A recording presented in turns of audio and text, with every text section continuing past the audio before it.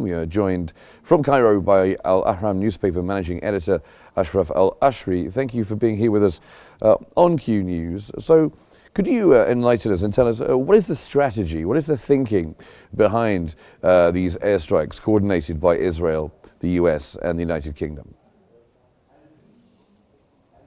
Good evening to you and to your viewers.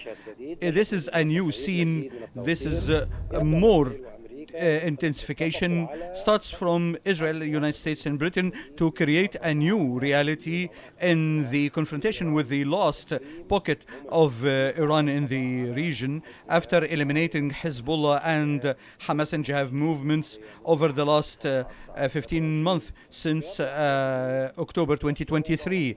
So the events today were the harshest in the American, British, Israeli attacks.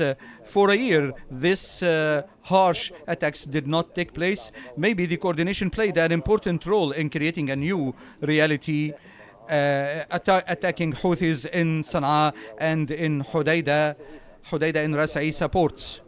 And probably we will have more escalation because Netanyahu wants to use this to move the war from Gaza, and after ending Hezbollah to have a confrontation with Hezbollah so as to be more dedicated, he and his defense minister, to eliminate the striking force of Houthis and prevent the ballistic and supersonic missiles as well as the drones.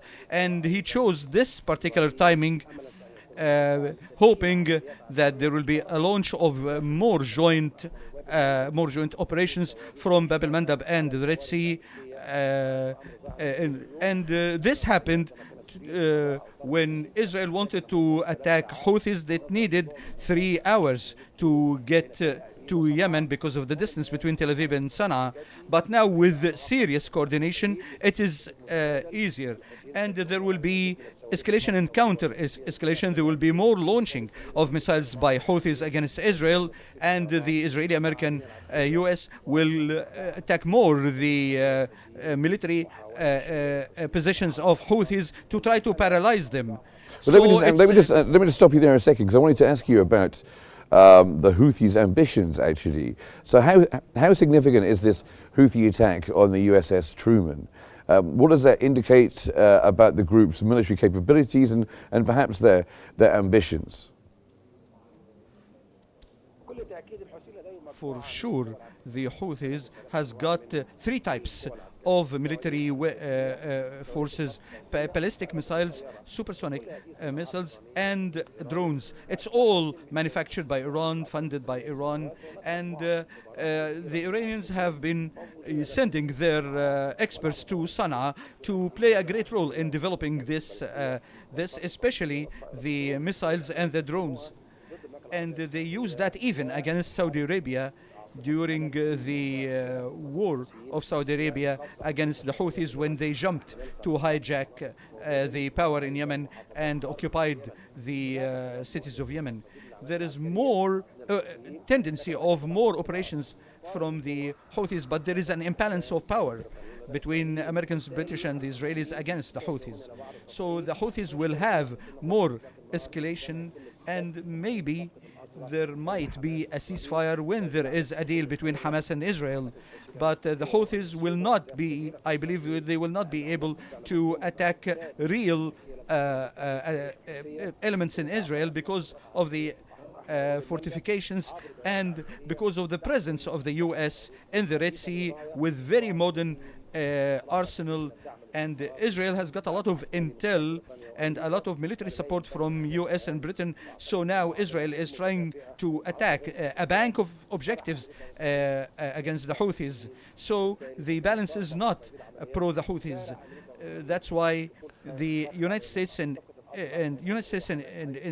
Israel might speed up to a deal about the hostages, because the Houthis say that there should be a ceasefire in Gaza and the release of the hostages against the prisoners to stop attacks on Tel Aviv.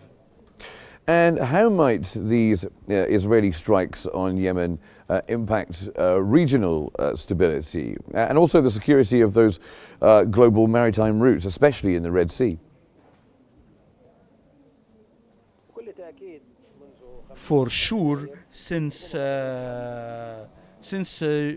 25th, and even before that, with the escalation of situation on October 7, 2023, and till few months before, the Houthis wanted to launch more and more against the American vessels and the British vessels in the Red Sea. And with the confrontation between Israel and Hamas, there is more targeting of all the ships that are in Bab el-Mandab and the Red Sea, with the pretext that they are going to Israel.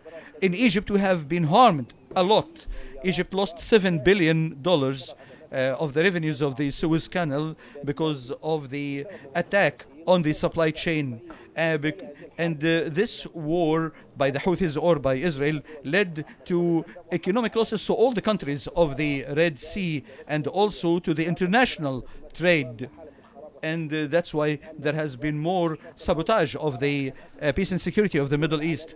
So unfortunately, with the stubbornness of Israel and getting Netanyahu to inflame more the Middle East, there will be more reactions from the Houthis and probably some Iraqi factions that are affiliated with Iran. They might be firing against Israel and expanding the war against Israel. The popular mobilization in Iraq is also going to be an element in 2025. Because when Trump comes to office, it's more likely that there will be more violence because Trump will give more of a military and political coverage for Israel to attack more with the pretext of defending the security of Israel. But this will harm the security and the politics of the people of the Middle East.